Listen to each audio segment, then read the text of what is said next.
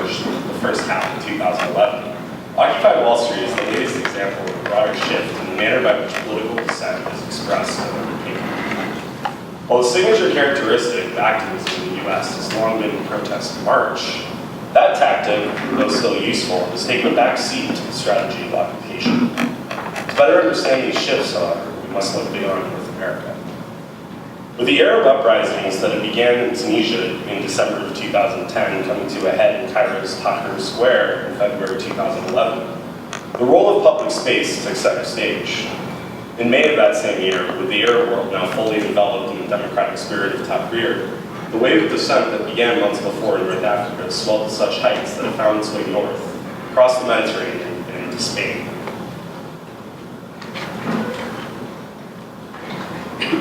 With a national unemployment of 21% and a rate more than double that for those under the age of 24, Spain was primed for an insurrectionary moment. That moment arrived in the main plazas of Barcelona and Madrid as Movimiento 15M, the 15th of May.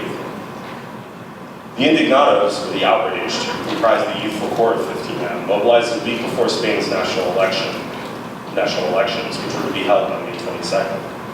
The choice of timing its move into the country's public squares in the lead up to an election was, according to Ernesto Castañeda, the will of the people who, quote, saw no viable alternative between a neoliberalized left and a neoliberal and conservative right, end quote. In Barcelona, the indignados acted upon the chorus of Toma la Plaza, take the square, by planting themselves in the Plaza de Catalunya, a main square located in a wealthy central district.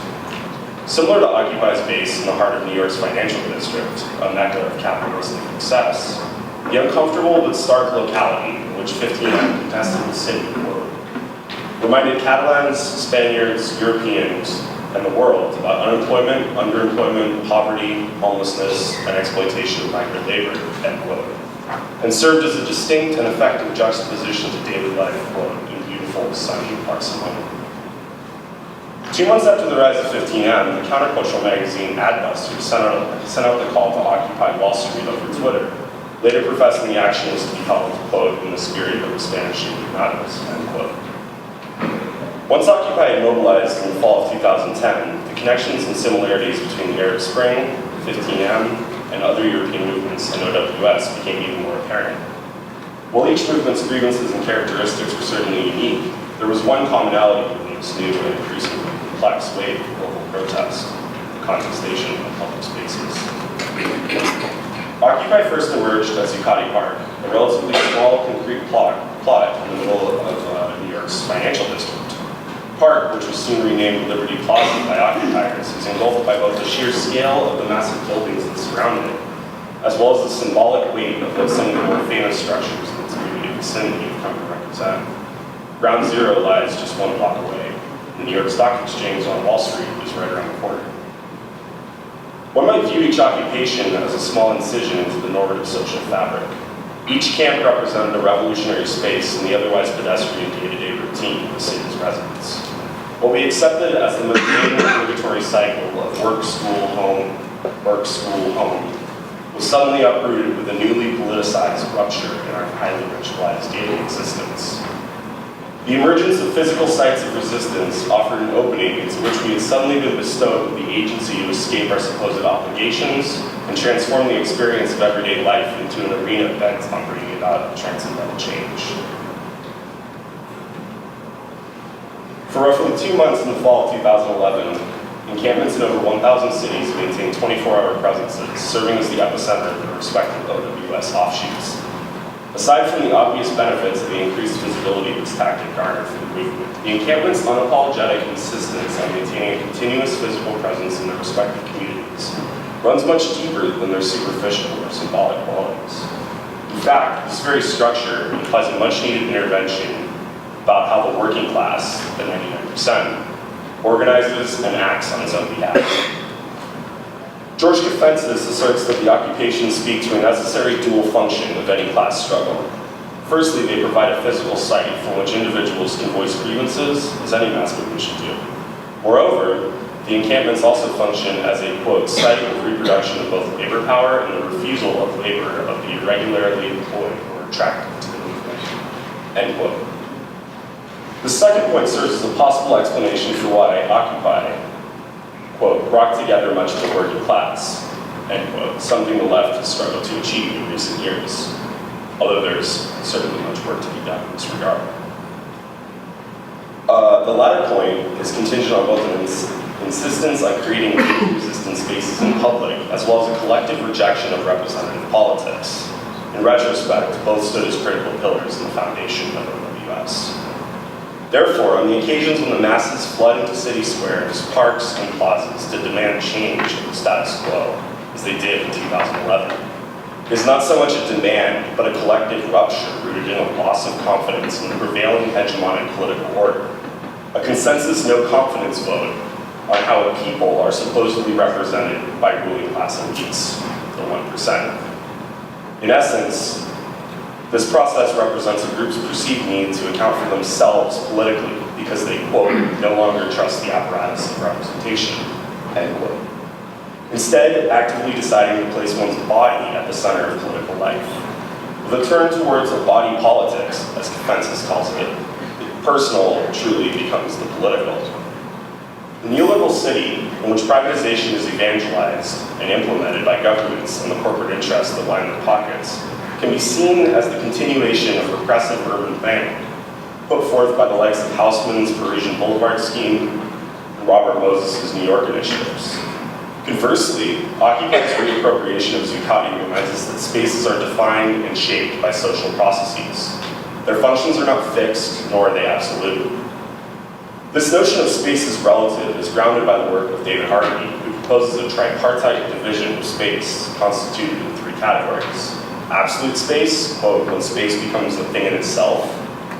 Relative space, understood as a relationship between objects which exists only because they exist and relate to each other, end quote. And finally, as relational space, when, quote, space is contained in objects and is said to exist only insofar as it contains and represents itself within relationships to other objects, end quote. While spaces are often shaped and claimed by social and economic forces, such as capitalism, neoliberalism, and other forms of coercion, the model of relative space demonstrates their imbued potentiality, even in this age of market tyranny and inequity. Channeling Henri Lefebvre, Harvey concludes that, quote, when relationality connects to the absolute spaces and time of social and material life, politics comes alive. The reaffirmation of notions of relationality become clear when applied to the specific case of the occupations.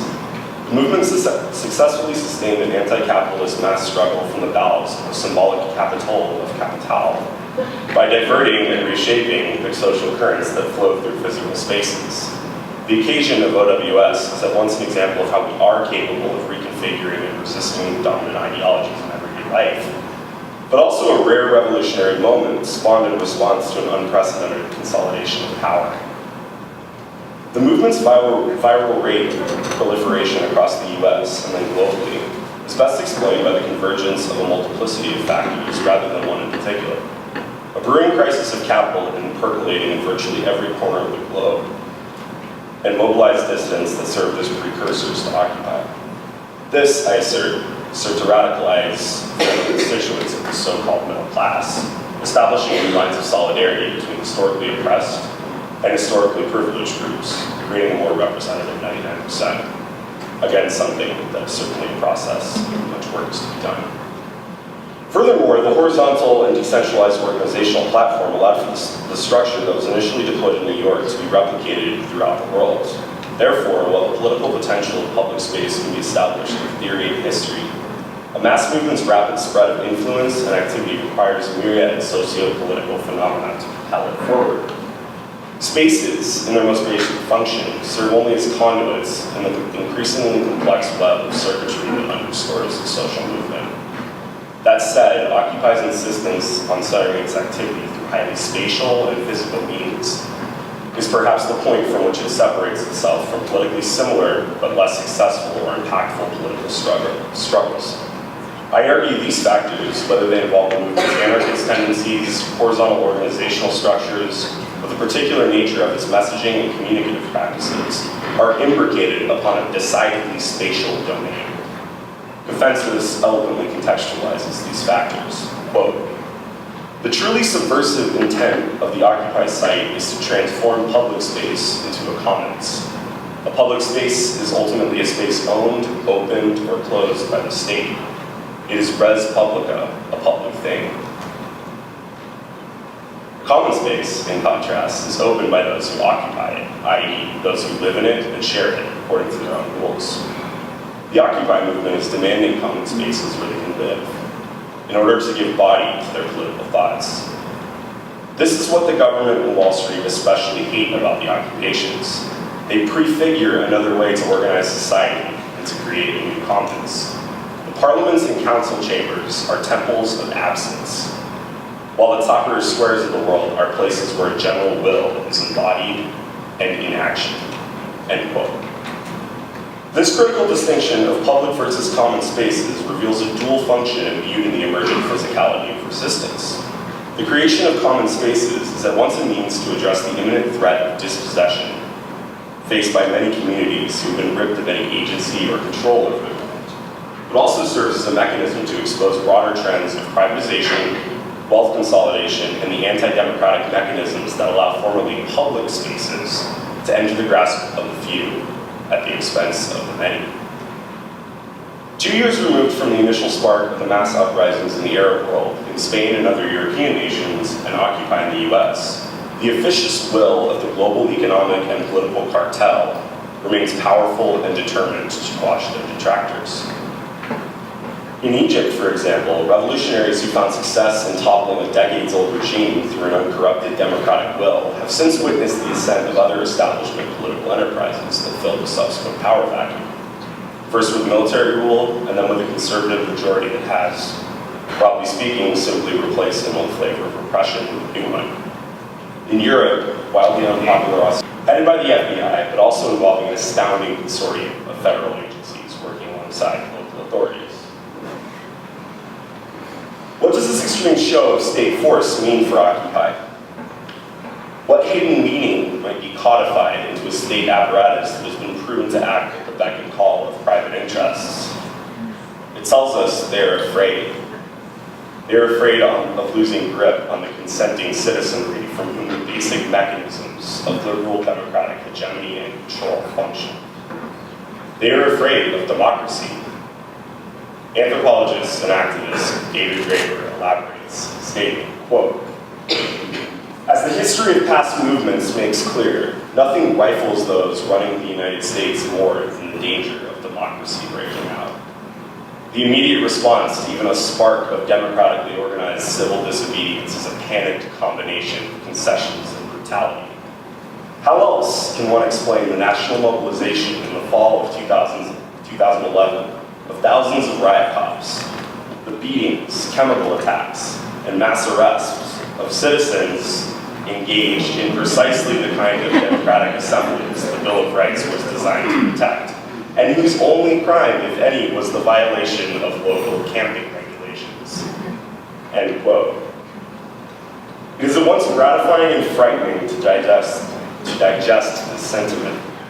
Gratifying in knowing we'll likely end up on the right side of history, in realizing how a relatively small series of events and people scare the most powerful entity in human history, the United States government, to try to stamp out this resistance with such heavy force. Frightening because many of us study history not to remember bygones, but to foresee future events through our own interpretations of the past. Because history reminds us that those who end up on its right side often face martyrdom, imprisonment, or persecution during their lives, only to be vindicated in death or old age. More likely, though, it is a combination, or perhaps a summation of many intersecting emotions. An ease in grasping an understanding of a political, ethical set of values that supersedes any law or constitution because it strives to only draw cues and inspiration from learned, lived, and concrete applications, rather than self-interest or ideology. Apprehensive because we can never quite tell which side is winning, or what winning even means.